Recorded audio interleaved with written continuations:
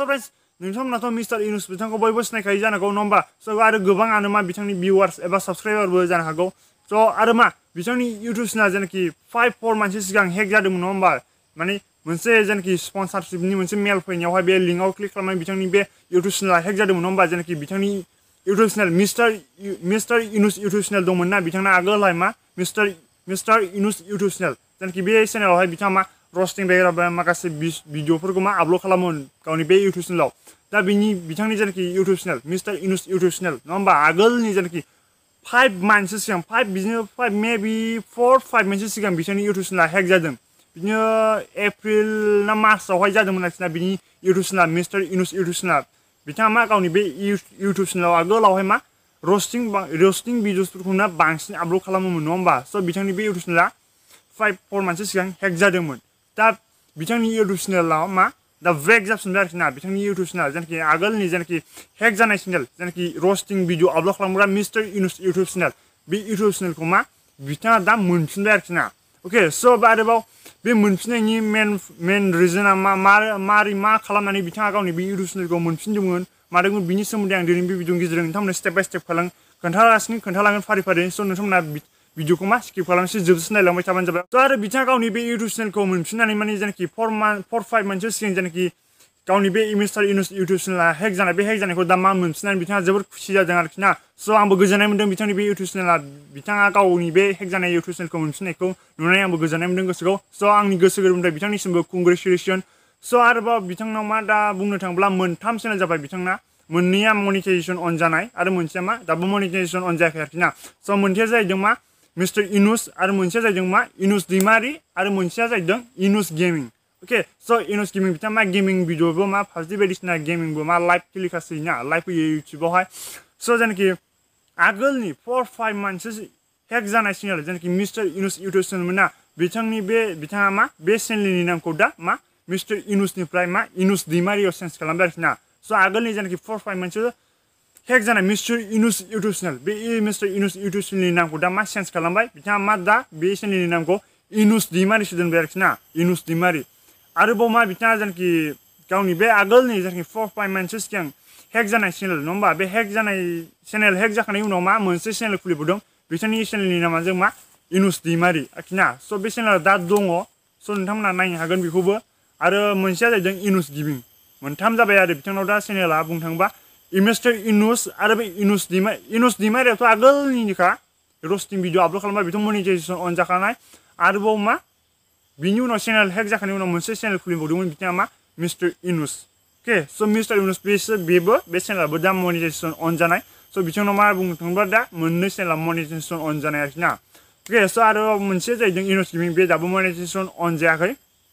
अके स बेनोसै आरोखि ना स फ्रेन्ड्स मिस्टार इनुस बिथाङा दा गावनि बे इउटुब चेनेल हेक जानायखौ मोनफिननायनि थाखाय बिथाङा मा बुंदों स नोंथांमोना नैबे ससे भिडिअखौ नायबानो जाबाय अके स गाइस दिनै आंनि जोबोद खुसिनि दिन मानो होनबा बे चेनेला जाफिनबाय स फ्रेन्ड्स दा नोंथांमोना मिथिबाय जानांगौ जानाखि मिस्टार इनुस बिथाङा गावनि बे इउटुब चेनेलखौ हेक जानायनिफ्राय मोनफिननायनि थाखाय मा बुंदों स आरोबाव नोंथांमोना बेनि फुल भिडिअखौ नायनो गोसो दंब्ला आं बे भिडिअनि लिंकखौ आं बे भिडिअनि डिसक्रिपसनाव होदों जास्ट नोंथांमोना भिडिअनि डिसक्रिपसनाव क्लिक खालामनानै मा भिडिअनि लिंकआव क्लिक खालामनानै नोंथांमोना बे भिडिअखौ नायबानो जाबाय फुल भिडिअखौ आरोबाव नोंथांमोना बिनि अनगायैबो मा इउटुबाव डाइरेक्टलि सार्चबो खालामनो हागोन इनुस दैमारि होननानै सार्च खालामनो हागोन आरोखि ना जेनाखि आगोलाव हेक जानाय चेनेल बे हेक जानाय चेनेलखौ दा मोनफिनबायथ' बे आगोलनि बे हेक जानाय चेनेलावनो बिथाङा बे भिडिअखौ आपल'ड खालामदों नोंथांमोना सार्च खालामनानै नायबानो जाबाय आगोलनि जेनाखि मिस्टार इनुसमोन नङा होमबा आगोलनि हेक जानाय चेनेलाथ' बे मिस्टार इनुसखौ चेनेलनि नामखौ दा मा चेन्ज खालामबाय इनुस दैमारि दोनबाय अके स इनुस दैमारि होननानै सार्च खालामबानो नुखागोन आरोखि ना भिडिअआ मा सेकेन्ड लिस्टआवनो श' जाखागोन जास्ट नोंथांमोना क्लिक खालामनानै नायबानो जाबाय अके स आरोबाव आंनि बे भिडिअआव आङो जेनाखि इउटुब चेनेलफ्रा मारै हेक जायो मायो आं बिनि सोमोन्दै भिडिअआव बांद्राय बुंथ'ला आरोखि ना स आङो इउटुब चेनेला मारै हेक जायो मायो लिंकफ्राव मारै क्लिक खालामबा मारै जायो चेनेला हेक आरोबाव स्पन्सारशिपनि थाखाय मारै फेक मेल फैयो बेफोरनि सोमोन्दै आङो अलरेडि भिडिअ बानायखानाय दङ स बे भिडिअखौ नायनोबा नोंथांमोना आं बे भिडिअनि लिंकखौ आङो बे भिडिअनि डिसक्रिपसनाव होदों स आरो मोनसे टपिकनि सायावनो माने बारे भिडिअ माने खालामनो मोना आरोखि ना बे इउटुबनि मोनसे रुल्स बिनि थाखाय आं बारे बुंबाय थाला स आङो इउटुब चेनेला मारै हेक जायो मायो आं बिनि सोमोन्दै अलरेडि भिडिअ बानायखानाय दङ आरोखि ना जास्ट नोंथांमोना बे भिडिअनि लिंकआव क्लिक खालामनानै नायबानो जाबाय आं बे भिडिअनि लिंकखौ आं बे भिडिअनि डिसक्रिपसनाव होदों जास्ट नोंथांमोना लिंकआव क्लिक खालामनानै नायबानो जाबाय आरोखि ना स दा भिडिअ नोंथांमोननो खोन्थानोसै आरोखि ना बायसान्स नोंथांनि बे इउटुब चेनेल हेक जायोबा मारै रिकभारि खालामनो हायो जोङो स' बिनि सोमोन्दै आं दा नोंथांमोननो खोन्थासै आरोखि ना बायसान्स जोंनि बे इउटुब चेनेला हेक जायोबा मारै जोङो बेक मोनफिनो जों मारै रिकभारि खालामनो मोनफिनो गावनि बे हेक जानायनिफ्राय जेनाखि हेकारनि आखाइनिफ्राय जों बे चेनेलखौ जों मारै मोनफिनो स' बिनि सोमोन्दै आं नोंथांमोननो बे भिडिअ'आवहाय नोंथांमोननो खोन्थानोसै स' नोंथाङा भिडिअ'खौ स्किप खालामनानैसो नायबाय थालांबानो जाबाय आरोखि ना अके स' जोङो मा बायसान्स नोंथांनि बे इउटुब चेनेला मालाबाफोर बाय मिस्टेक माने चेनेला हेक जायोबा मा खालामदों नोंथाङा मोनसे टुइटार एकाउन्ट थाथारनांगोन आरोखि ना नोंथांनाव मोनसे टुइटार एकाउन्ट अके बे टुइटार एकाउन्टआवहाय मा इउटुब टिमनिसिम इउटुब इन्डिया होननानै सार्च खालामनो मोनखागोन आरो टुइटारावबो इउटुब टिमनिसिम मा नोंथाङा मा इउटुब इन्डियानिसिम मोनसे टुइट खालामनांगोन आरोखि ना आंनि इउटुब चेनेलनि मुङा उमुक दा आंनि बे इउटुब चेनेला हेक जाबाय हेकारा आंनि बे इउटुब चेनेलखौ हेक खालामबाय स' आंखौ एसे हेल्प खालामदो इउटुब टिम होननानै मोनसे